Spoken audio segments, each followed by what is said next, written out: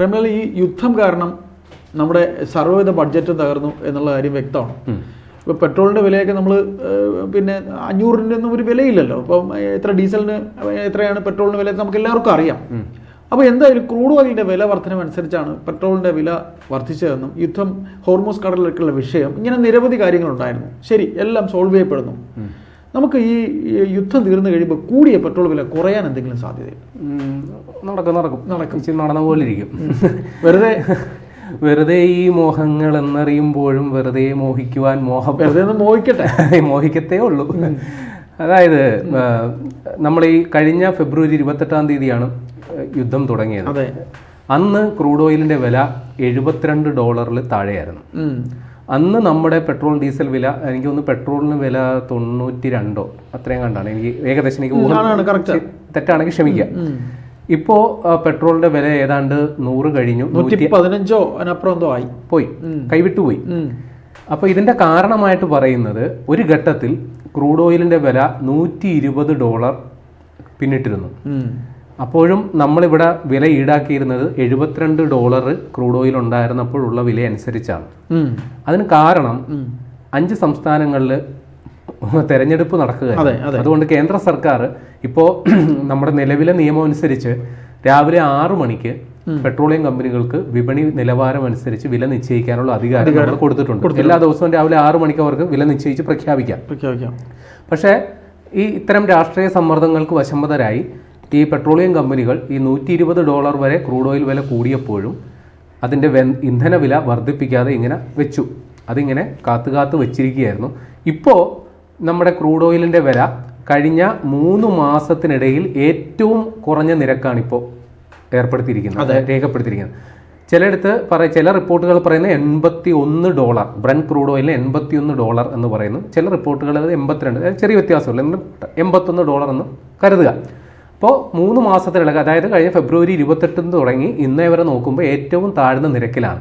എന്നിട്ടും നമ്മുടെ ഇന്ധന വില വർധനവ് അങ്ങനെ തന്നെ നിൽക്കുകയാണ്, കുറഞ്ഞു നിൽക്കുക. അപ്പോൾ നമ്മുടെ അടുത്ത് പറഞ്ഞിരിക്കുന്നത് എന്താ, വിപണിയിൽ ക്രൂഡ് ഓയിലിന്റെ വില ഏറ്റക്കുറച്ചിലനുസരിച്ച് കൂട്ടിയത് വില.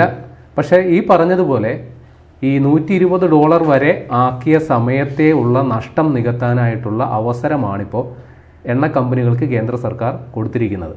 അപ്പോൾ പറഞ്ഞത് പ്രകാരം മുമ്പ് വന്ന ഒരു റിപ്പോർട്ട് ഞാൻ ഏകദേശം പറയുകയാണ്. പ്രതിദിനം ഡീസൽ വിൽപ്പന ഏതാണ്ട് $1300 നഷ്ടത്തിലാണ് ഒരു ദിവസം മാത്രം പെട്രോളിയം കമ്പനികൾക്കുണ്ടായത്, ഡീസൽ വിൽപ്പനയിൽ മാത്രം. അപ്പോൾ പെട്രോൾ ഡീസൽ കൂടി കൂട്ടി നോക്കുമ്പോൾ പ്രതിദിന നഷ്ടം എന്ന് പറയുന്നത് നമുക്ക് ചിന്തിക്കാൻ പറ്റില്ല. അപ്പോൾ അതെല്ലാം നികത്താനായിട്ടുള്ളൊരു അവസരം എന്ന രീതിയിലാണ് ഈ പറയുന്ന രീതിയിൽ നമ്മൾ ചിത്രീകരിച്ച് വെച്ചിരിക്കുന്നത്. ഇനി ഇതിൽ വേറൊരു സംഗതി കൂടിയുണ്ട്. നമ്മുടെ ഈ ക്രൂഡ് ഓയിൽ വിലയ്ക്ക് കൂടാതെ അതിൻ്റെ പ്രോസസ്സിങ് ചാർജ്, മറ്റ് ചാർജ്, അങ്ങനെയുള്ള എല്ലാ ചെലവുകളും കഴിച്ചിട്ട് ഇതിൻ്റെ മേല് കേന്ദ്ര സർക്കാരും നമ്മുടെ സംസ്ഥാന സർക്കാരും നികുതി ചുമത്തും. കേന്ദ്ര സർക്കാർ അതിൻ്റെ മേല് എക്സൈസ് ഡ്യൂട്ടിയും സംസ്ഥാന സർക്കാർ അതിൻ്റെ മേല് വാറ്റും ചുമത്തും. കൂടാതെ സംസ്ഥാന സർക്കാർ സെസ്സും ഏർപ്പെടുത്തുന്നുണ്ട്. അപ്പോൾ ഈ കേന്ദ്ര സർക്കാർ ഈ ഇന്ധന വില നിയന്ത്രിച്ച് നിർത്തുന്നതിന് വേണ്ടിയിട്ട് ഈ പെട്രോളിന്റെയും ഡീസലിന്റെയും മേലുള്ള എക്സൈസ് ഡ്യൂട്ടി കുറച്ചിരുന്നു. ലിറ്ററിന് 13 രൂപയായിരുന്നു കേന്ദ്ര സർക്കാർ പെട്രോളിന്റെ മേൽ ചുമത്തിയിരുന്ന, അത് 3 രൂപയാക്കി, 10 രൂപ കുറച്ചു. ഡീസലിന്റെ മേൽ ചുമത്തിയിരുന്ന എക്സൈസ് ഡ്യൂട്ടി പൂർണ്ണമായിട്ടും എടുത്തു കളഞ്ഞു. എന്നിട്ടും പെട്രോളിന്റെയും ഡീസലിന്റെയും വില നമുക്ക് നോക്കണം. അതെ. അപ്പോൾ നമ്മൾ മനസ്സിലാക്കേണ്ടത്, ഈ ഇന്ധന വില കുറഞ്ഞു വന്നു, ഇത് പെട്രോൾ ഡീസൽ വില കുറയ്ക്കേണ്ട ഒരു ഘട്ടം എത്തുമല്ലോ. അപ്പോൾ ഈ റദ്ദാക്കപ്പെട്ട ഈ നികുതികളെല്ലാം പുനഃസ്ഥാപിക്കപ്പെടും. അപ്പോൾ എന്തു പറ്റും? ഈ വില വർധന എന്നുള്ളത് വില കുറയലുണ്ടാകില്ല, അത് പുനഃസ്ഥാപിക്കുമ്പോൾ വീണ്ടും പഴയ പടിയിലേക്ക് എത്തും എന്നാണ് നമ്മൾ മനസ്സിലാക്കേണ്ടത്. അതൊന്ന്. 2, ഈ പറയുന്ന നിലവിലെ നിയമം അനുസരിച്ച് അല്ലെങ്കിൽ രീതി അനുസരിച്ച്, പ്രോട്ടോകോൾ അനുസരിച്ച് ഈ നമ്മൾ പറയുമല്ലോ വിപണിയിലെ വില അനുസരിച്ച് ഇവിടെ പെട്രോൾ ഡീസൽ വില പുനഃക്രമീകരിക്കുമെന്നുള്ളത്. പക്ഷെ അത് ഒരു ദിവസം കൊണ്ട് വില കുറഞ്ഞു എങ്കിൽ അടുത്ത ദിവസം കൊണ്ട് പെട്രോൾ ഡീസൽ വില പുനർനിർണയിച്ച് കളയാം എന്നല്ല ഇവർ ചിന്തിക്കുക. ഈ വിപണിയിലെ വില അത് സ്റ്റേബിൾ ആണോ എന്ന് നോക്കും. ഇപ്പോൾ $81 ഒരു 2-3 ആഴ്ച അതിൽ തന്നെ തുടരുകയാണെങ്കിൽ മാത്രമേ അതനുസരിച്ച് ഇവിടെ പെട്രോൾ ഡീസൽ വില പുനരേകീകരിക്കേണ്ടതുണ്ടോ ഇല്ലെന്നുള്ള ചർച്ചകൾ പോലും തുടങ്ങുകയുള്ളൂ. ഫ്ലക്ച്വേഷൻ ഉണ്ടെങ്കിൽ ഇല്ല ഫ്ലക്ച്വേഷൻ ഉണ്ടെങ്കിൽ പെട്ടെന്ന്, അതായത് ചെറിയ ഏറ്റക്കുറച്ചിൽ ഉള്ളതിന്റെ പേരിൽ അതിന് ആനുപാതികമായിട്ടുള്ള ഏറ്റക്കുറച്ചിൽ ഉണ്ടാകില്ല മനസ്സിലാക്കണം. ഇനി നമ്മളിപ്പോ യുദ്ധം തീർന്നു, വരുന്ന 19-ാം തീയതി ഇറാനും അമേരിക്കയുമായിട്ട് കരാറുണ്ടാകും, അപ്പൊ എല്ലാം അങ്ങ് പഴയപടിയിലാകും എന്നും ചിന്തിക്കേണ്ട. കാരണം റിപ്പോർട്ടുകൾ പ്രകാരം ഈ ഹോർമൂസ് കടലിടുക്ക് എന്ന് പറയുന്നത് മൊത്തം ക്രൂഡ് ഓയിലിന്റെ 20% കടന്നു പോകുന്ന ഒരു വഴിയാണ്. ലോകത്ത് ഉൽപ്പാദിപ്പിക്കപ്പെടുന്ന ക്രൂഡ് ഓയിലിന്റെ ഏതാണ്ട് 1/5 വരും അത്. തീർച്ചയായിട്ടും. അപ്പൊ ഇത് ഏതാണ്ട് നിലവിലെ കണക്ക് പ്രകാരം നമ്മുടെ കെപ്ലർ എന്ന് പറയുന്ന ഒരു ഏജൻസി, അവരാണ് ഈ അന്താരാഷ്ട്ര തലത്തിൽ ഈ കപ്പലുകളുടെ കടന്നുപോക്കും മറ്റ് അതൊക്കെ അതിനെക്കുറിച്ചുള്ള നിഗമനങ്ങളൊക്കെ പുറത്തുവിടുന്ന ഒരു ഏജൻസിയാണ്. അവർ പറയുന്ന പ്രകാരം 300ഓളം കപ്പലുകൾ ഈ ഹോർമൂസ് കടന്നു പോകാനായിട്ട് അവിടെ ഇപ്പോഴും സംഘർഷം വെയിറ്റിംഗിൽ കിടക്കുകയാണ്. ഇനി അവർ കടന്നുപോയി അവിടെ ഇനി ഏതാണ്ട് 1000കണക്കിന് കപ്പലുകൾ ലോഡ് കയറ്റി വരാനായിട്ടും കുറച്ച് സമയമെടുക്കും. പിന്നെ കൂടാതെ അവിടെ ഈ അമേരിക്കയും ഇറാനും പലയിടങ്ങളിലായിട്ട് മൈനുകൾ വിതറിയിട്ടുണ്ട് കപ്പലില്, ഉപരോധത്തിന്.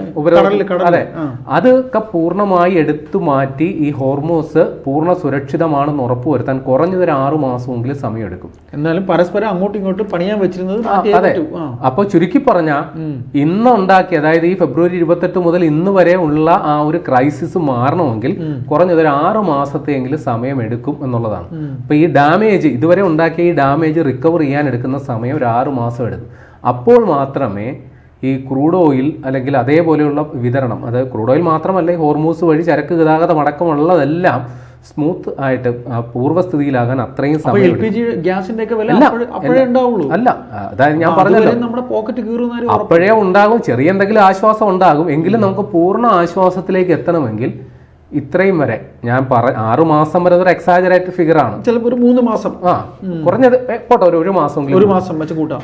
വേണ്ട, ഒരു ദിവസമാണെങ്കിൽ പോലും ആ വിപണിയിൽ അതുണ്ടാക്കുന്ന മാറ്റം ഭീകരമാണ്. കാര്യം ഈ പെട്രോൾ ഡീസലില് 1 പൈസ വർധന ഉണ്ടായാൽ പോലും നമ്മുടെ രാജ്യത്ത് ഒരു ദിവസം വിറ്റഴിക്കുന്ന അതിന്റെ അളവ് ആ 1 പൈസ വെച്ച് കാൽക്കുലേറ്റ് ചെയ്യുമ്പോൾ കോടികൾ. തീർച്ചയായിട്ടും. അപ്പോൾ ഈ ഒരു ദിവസത്തെ കാലതാമസം പോലും വലിയ ബിസിനസ് കൂടും, മാറ്റം ഉണ്ടാക്കും. അപ്പൊ ചുരുക്കി പറഞ്ഞാൽ ഈ യുദ്ധം തീർന്നല്ലോ, പെട്രോൾ ഡീസൽ വില നാളെ അങ്ങ് റെഡിയായി കളയും എന്നുള്ള ചിന്ത ആർക്കെങ്കിലും ഉണ്ടെങ്കിൽ നിരാശപ്പെടേണ്ടി വരും എന്നുള്ളത് കൂടിയാണ് നമ്മൾ മനസ്സിലാക്കി വെക്കേണ്ടത്. ഇതിനിടയിൽ കേന്ദ്ര സർക്കാർ വേറെ ചില കാര്യങ്ങളിലേക്ക് കൂടി പോയി. ഈ എഥനോൾ കലർത്തിയ പെട്രോളിന്റെയും അല്ലെങ്കിൽ ഡീസൽ ഇന്ധനം അതിന്റെ വ്യാപനം വർദ്ധിപ്പിക്കാനും മറ്റ് ബദൽ മാർഗങ്ങളെ കുറിച്ചൊക്കെ ഉള്ള ചർച്ചകൾ ഒക്കെ ഇപ്പോൾ കൂടുന്നുണ്ട്. അതേപോലെ പ്രധാനമന്ത്രി ഈ ക്രൈസിസിന്റെ സമയത്ത് പ്രഖ്യാപിച്ചതുപോലെ പരമാവധി ഇലക്ട്രിക് വാഹനങ്ങളിലേക്ക് മാറുക എന്നുള്ള പ്രഖ്യാപനങ്ങളൊക്കെ വന്നു. അപ്പൊ അതും ഇതിനിടയിൽ സമാന്തരമായിട്ട് നടക്കുന്നുണ്ട്.